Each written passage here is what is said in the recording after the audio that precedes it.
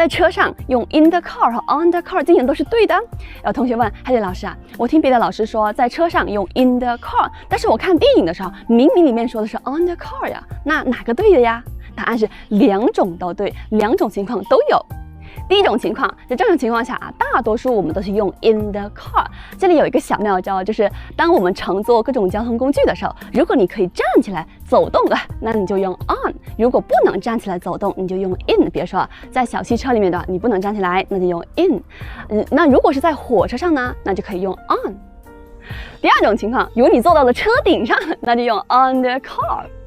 电影里面呢有一个非常经典的场面，就是警察说这个下车啊，把手举起来，然后把手呢放在车上。你像这种情况对吧？